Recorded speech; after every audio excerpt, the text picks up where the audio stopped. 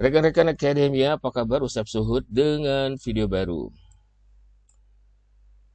Menulis skripsi, ya. Apa yang akan Anda lakukan pada pertemuan pertama dengan dosen pembimbing Anda? Saya sarankan. Pertama, ya. Jadi ini video pertama yang akan Anda lakukan adalah membahas topik penelitian. Membahas topik penelitian. Nah, topik penelitian ini, membahas topik penelitian. Topik penelitian ini bisa tergantung dosen ya, tergantung setiap dosen. Ada dosen yang memang sudah merencanakan topik penelitiannya. Jadi topik penelitian itu sudah dari dosen ya, dari dosen pembimbing.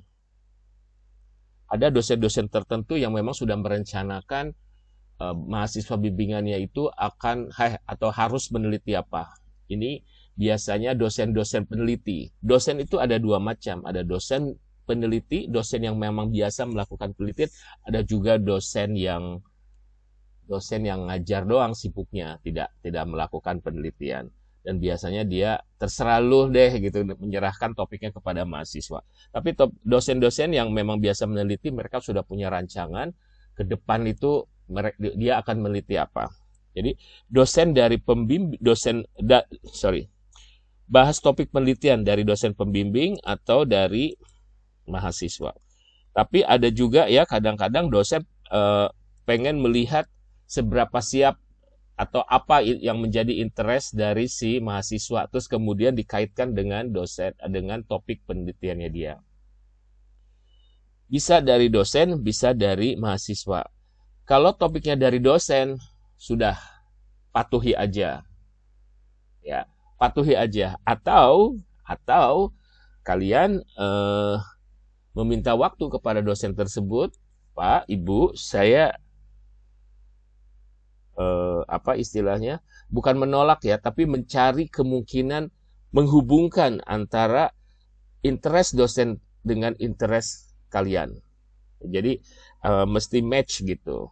Kalau kalian punya ide terus jumeke dengan ide itu, saya khawatir hubungan kalian dengan si dosen menjadi kurang harmonis.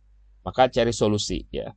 Ada dosen yang baik hati kayak udah terserah kamu aja. Nah, mahasiswa itu juga kadang datang ke dosen tuh nggak tanpa ide.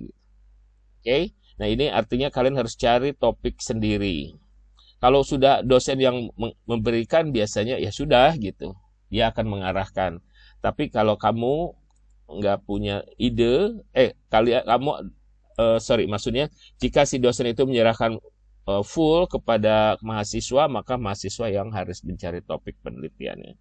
Dari mana topik itu datang? Nah, dari apa ya? Banyak ya. Misalkan dari mata kuliah, kalian saat kuliah itu belajar sesuatu, terus dari sesuatu itu dari bahasan apa gitu. Bisa dari mata kuliah, atau dari pengalaman pribadi, atau pengalaman teman, pengalaman orang lain.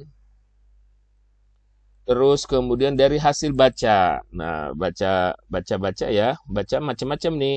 Ada buku, jurnal, majalah, surat kabar, berita portal dan seterusnya. Ya, portal berita. Dari hasil nonton film Korea, dari macam-macam ya. Itu artinya kalian baca atau referensi ya, maksudnya tuh bisa buku, bisa film, bisa dari sosial media sosial, bisa dari mana aja, termasuk dari ngobrol dengan teman gitu. Kadang teman itu ngasih ide, lu neliti ini aja gitu kan. Ada teman yang baik hati memberikan ide penelitian. Referensi dari mana? Dari teman, dari orang tua, dari siapa aja deh, saudara, atau dari mana? Referensi ya. Ini dari di kelas, dari mata kuliah, ada pengalaman pribadi, pengalaman orang lain gitu, terus seperti itu. Oke. Jadi begitulah pertama yang kalian lakukan adalah ngomongin topik. Jangan ngomongin yang lain.